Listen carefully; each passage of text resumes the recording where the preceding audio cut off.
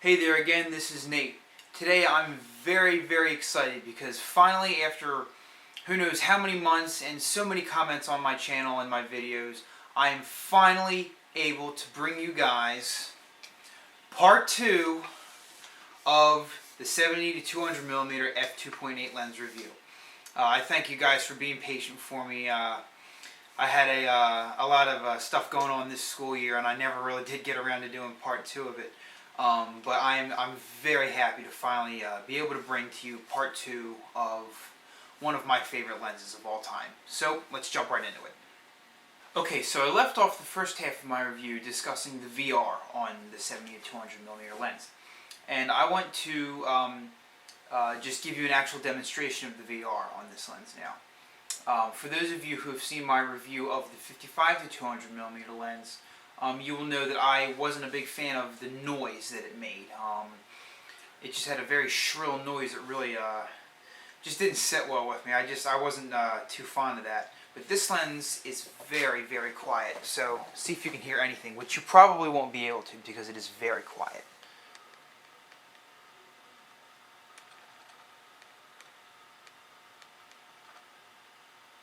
Okay, I don't know if you can hear that.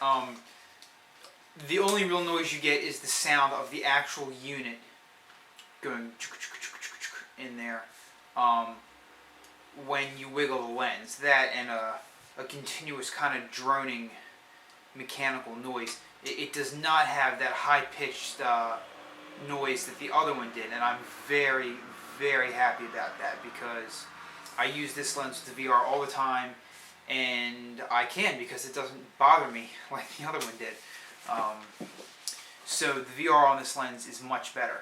The one thing about this VR, I've only noticed it on this lens, probably because I've never really used my other lens for such hardcore low light stuff. If you're shooting this in extreme low light, the VR will sometimes get confused as to what is moving and what is not, so it knows what to compensate for. And this can translate into, if you're looking through the viewfinder, you'll see one of the elements go chunk, and you'll hear a clunking noise. It can go from that to what I've actually had happen a couple times, is it goes inside the lens. When I first heard this, it really freaked me out. I thought there was something horribly wrong with this thing.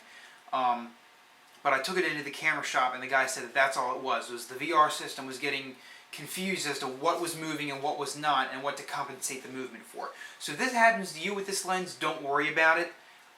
That's all it is. It's not really hurting anything. Your lens is not falling apart. Okay, so as I'd like to do with all the lenses that I review, I'm now going to do the focus speed test with this lens.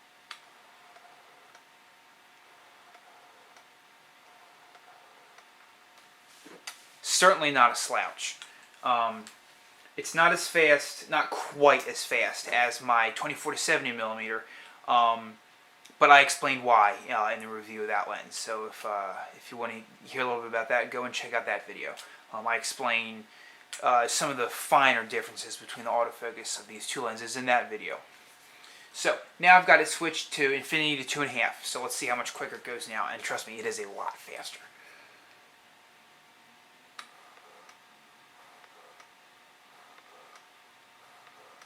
See, told you, it's a whole lot faster. And when I'm shooting sports or something where I'm just like on the sidelines or something, this is what I use, and it really is nice. So one thing that I mentioned in the first part of the review as well is that this lens is heavy. This hasn't changed. The lens is still quite heavy. However, I've found that since I got this MBD80 external battery grip, which I got for Christmas, it balances better, I find.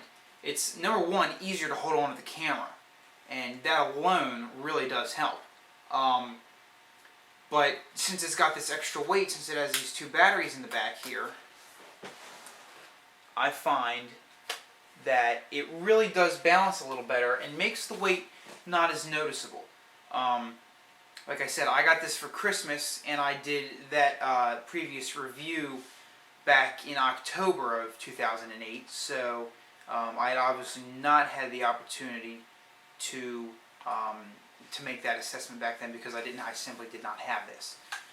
So that's another thing to note, that if you use this lens on, say, a D3, which has this thing already built into it, D3X, also has this built into it, or if you use a D90, D80, D700, D300, and D200, which you can all buy these external vertical battery grips for.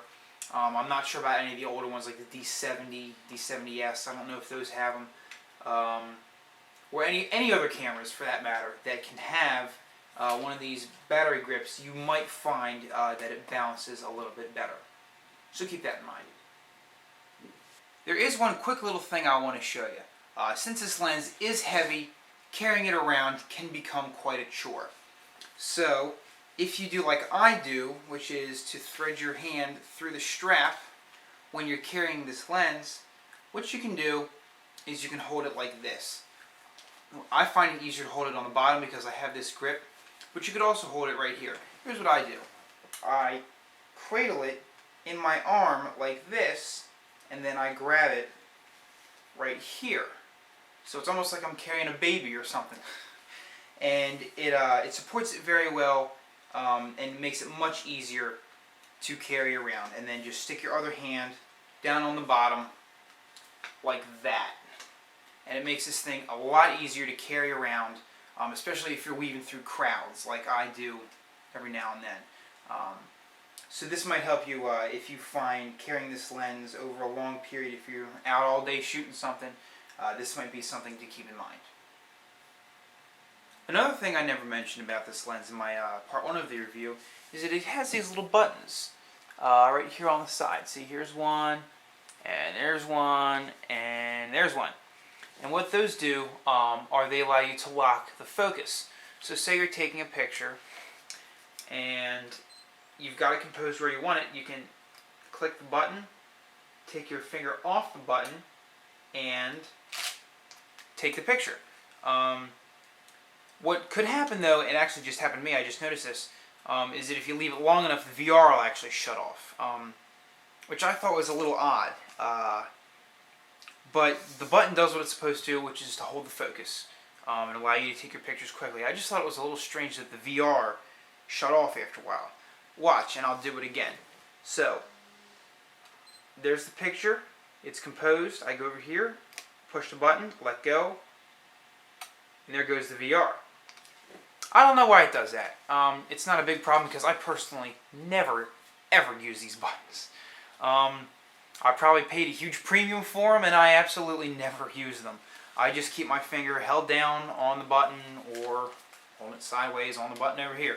But they're there if you need them, and maybe you can find a use for them that I, at this point, have not been able to. So I think right now this would actually be a good place for me to throw in some pictures for you to see that I have taken with this lens, so that you can get a more hands-on type feel for how this lens could perform for you. So go ahead and check out these pictures.